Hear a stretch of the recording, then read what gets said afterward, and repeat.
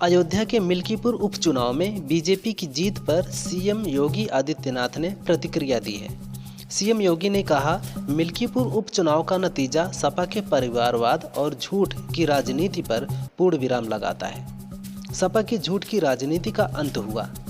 जनता ने double engine की सरकार की सेवा, सुरक्षा और सुशासन के मॉडल को अपनाया है। लगभग 61,000 वोटों से बीजेपी की चंद्रभान पासवान की जीत हुई है।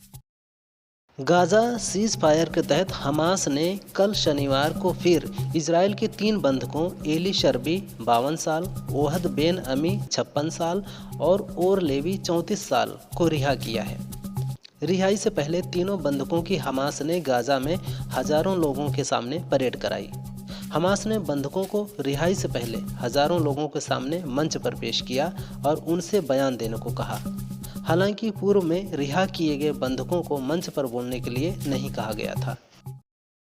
बीजेपी ने दिल्ली चुनाव प्रचंड बहुमत से जीत लिया है। इस बीच बीजेपी समर्थकों का जमकर उत्साह देखने को मिल रहा है। जगह जगह पर ढोल नगाड़े और पटाखे फोड़े जा रहे हैं। वहीं एक बीजेपी कार्यकर्ता जलेबी और समोसे लेकर अरविंद केजरीवाल के घर के बाहर पहुंच गया। उसने कहा कि जीत की बधाई देते हुए केजरीवाल को जलेबी और समोसे खिलाने आया हूं। दिल्ली में आम आदमी पार्टी को मिली करारी हार पर बीजेपी नेता स्मृति ईरानी ने प्रतिक्रिया दी है। ईरानी ने कहा, अरविंद केजरीवाल ने वादा किया था कि वह भारतीय राजनीति में सुधार लाने आए हैं। वह खुद शराब घोटाले में लिप्त पाए गए। उन्होंने पीएम मोदी की ग्रामीण आवास योजना में बाधाएं लाने का प्रयास किया, लेकिन अपने लिए शीश महल बनवाने में कोई कसर नहीं छोड़ी। दिल्ली में बीजेपी की जीत सुशासन की ओर लोगों का पहला कदम है। दिल्ली में 2 राष्ट्रीय पार्टियों से भी अधिक वोट नोटा को मिला है। चुनाव आयोग के अनुसार नोटा को 0.57% वोट मिले हैं, जबकि राष्ट्रीय पार्टी बसपा को 0.55 और कम्युनिस्ट पार्टी ऑफ इंडिया को 0.01% वोट मिले हैं। दिल्ली विधानसभा चुनाव में 60.54% मतदान हुआ है, जिसमें 94,51,997 लोगों ने वोट किया। बता दें, दिल्ली से आम आदमी पार्टी का सफाया हो गया है। बीजेपी बहुमत से सरकार बना रही है। अयोध्या के मिल्कीपुर उपचुनाव में सपा की हार पर मंत्री सुरेश कुमार खन्ना ने प्रतिक्रिया दी है।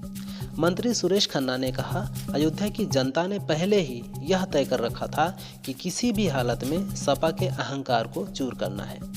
आज सपा का अहंकार चूर हो गया और बीजेपी को भारी बहुमत से जीत मिली है।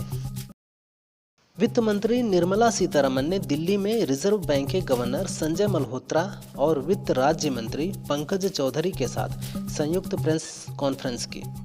इस दौरान निर्मला सीतारमण ने कहा, महंगाई और विकास दर पर सरकार और रिजर्व बैंक मिलकर काम करेंगे। वे अगले हफ्ते नया आयकर विधेयक संसद में पेश कर सकती हैं, जिसके बाद विधेयक को संसदीय समिति के पास भेजा जाएगा। बीजेपी सांसद मनोज तिवारी ने दिल्ली विधानसभा चुनाव के नतीजों पर एक लाइन गुनगुनाते हुए कहा, इन झूठों पर कड़ा प्रहार चाहिए था और दिल्ली में भाजपा सरकार चाहिए था। उन्होंने आगे कहा कि दिल्ली बीजेपी अध्यक्ष वीरेंद्र सचदेवा के हाथों में यश है। हमें इन पर गर्व है। सभी कार्यकर्ताओं को धन्यवाद और हम सभी ने मिलकर पीएम मोदी की गारंटी को धन्यवाद दिया है। अब अरविंद केजरीवाल बाय बाय टाटा खत्म, अब वापस नहीं आएंगे। दिल्ली विधानसभा चुनाव के नतीजों पर आप नेता अमानतुल्लाह की प्रतिक्रिया आई है। उन्होंने कहा, हमारे सभी वरिष्ठ नेता अपनी सीटें हार गए हैं और हम चुनाव हार गए हैं। मैं निराश हूं क्योंकि हम लोगों की सेवा नहीं कर पाएंगे। पूरी ताकत लगी हुई थी, पूरा सिस्टम लगा हुआ था उनको जिताने के लिए। बता दें, ओखला सीट से अमानतुल्लाह ने जीत दर्ज की है। दिल्ली में आम आदमी पार्टी को हार का सामना करना पड़ा है। दिल्ली में केजरीवाल के हार की 8 वजहें सामने आई हैं। पहला, ईडी और सीबीआई ने केजरीवाल को जेल भेजा, बीजेपी ने मुद्दा बनाया। दूसरा, केजरीवाल के सरकारी बंगले के रिनोवेशन पर 45 करोड़ खर्च को मुद्दा बनाया गया।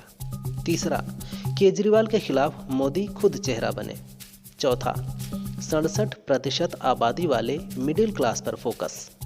पांचवा, पूर्वांचल के 100 नेताओं को प्रचार में लगाया।